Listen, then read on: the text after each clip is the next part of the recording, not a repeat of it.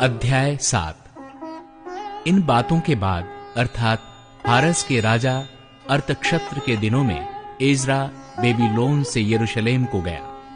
वो सरायाह का पुत्र था, सरायाह अर्जयाह का पुत्र था, अजर्याह हिल्कियाह का, हिल्कियाह शल्लूम का, शल्लूम सादोक का, सादोक अहीतूब का, अहीतूब अमर्याह का, अमर्याह अजर्याह का, अजर्याह मरायोत का, मरायोत जरह्याह का, जरह्याह उज्जी का, उज्जी बुक्की का, बुक्की अबीशू का, अबीशू पीनहास का, पीनहास एली अजार का, और एली अजार हारून महायाजक का पुत्र था।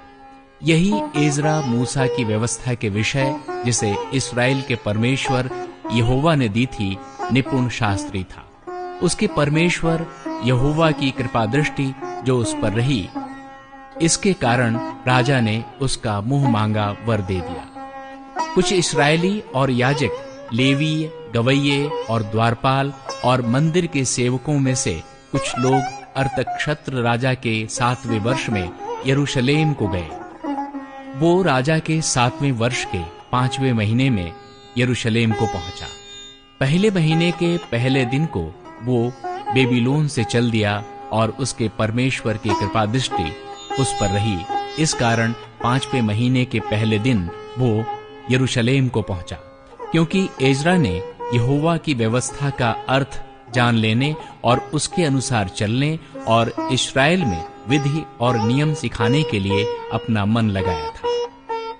राजा अर्थक्षत्र का पत्र। जो चिट्ठी राजा अर्थक्षत्र ने एजरा याजक और शास्त्री को दी थी, जो यहोवा की आज्ञाओं के वचनों का और उसकी इस्राएलियों में चलाई हुई विधियों का शास्त्री था, उसकी नकल ये है।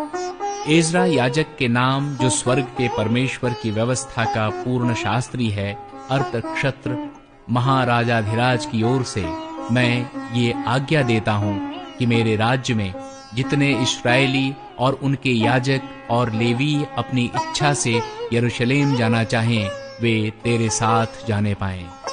तू तो राजा और उसके 7 मंत्रियों की ओर से इसलिए भेजा जाता है कि अपने परमेश्वर की व्यवस्था के विषय जो तेरे पास है, यहूदा और यरूशलेम की दशा जान ले, और जो चांदी सोना राजा और उसके मंत्रियों ने इस्राएल के परमेश्वर को, जिसका निवास यरूशलेम में है, अपनी इच्छा से दिया है, और जितना चांदी सोना समस्त बेबीलोन प्रांत में तुझे मिलेगा, और जो कुछ लोग और याजक अपनी इच्छा से अपने परमेश्वर के भवन के लिए जो यरूशलेम में है देंगे, उसको ले जाए। इस कारण तू उस रुपए से पूर्ति के साथ बैल, मेढ़े और मेमने, उनके योग्य अन्न बलि और अर्ध की वस्तुओं समेत मोल लेना और उस वेदी पर चढ़ाना जो तुम्हारे परमेश्वर को यरूशलेम वाले भवन में है। जो चांदी सोना बचा रहे, उससे जो कुछ तुझे और तेरे भाइयों को उचित जान पड़े, वही अपने परमेश्वर की इच्छा के अनुसार करना। तेरे परमेश्वर की भवन की उपासना के लिए जो पात्र तुझे सौंपे जाते हैं, उन्हें यरूशलेम के परमेश्वर के सामने दे देना। इनसे अधिक जो कुछ तुझे अपने परमेश्वर के भवन के लिए आवश्यक जानकर देना पड़े, वो राज खजाने में से दे देना। मैं अर्थक्षत्र राजा ये आज्ञा देता हूँ कि तुम महानद के पार के सब खजांचियों से जो कुछ एजरा याजक, जो स्वर्ग के परमेश्वर की व्यवस्था का शास्त्री है, तुम लोगों से चाहे वो पूर्ति के साथ किया जाए, अर्थात 100 किक्कार तक चांदी, 100 कोर तक गेहूं, 100 बत तक दाख मधु, 100 बत तक तेल और नमक, जितना चाहिए उतना दिया जाए। जो जो आज्ञा स्वर्ग के परमेश्वर की ओर से मिले, ठीक उसी के अनुसार स्वर्ग के परमेश्वर के भवन के लिए किया जाए।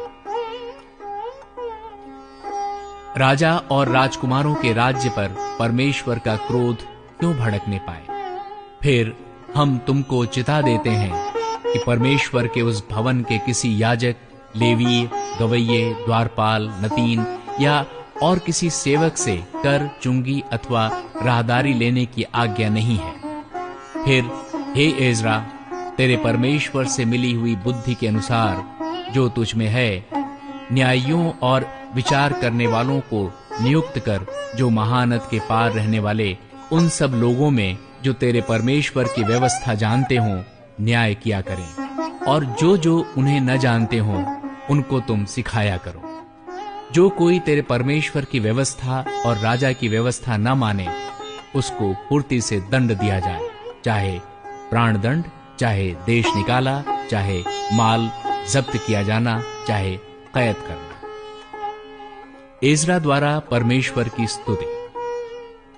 धन्य है हमारे पितरों का परमेश्वर यहोवा, जिसने ऐसी मनसा राजा के मन में उत्पन्न की है। यरूशलेम स्थित यहोवा के भवन को संवारे और मुझ पर, राजा और उसके मंत्रियों और राजा के सब बड़े बड़े हाकिमों को दयालु किया।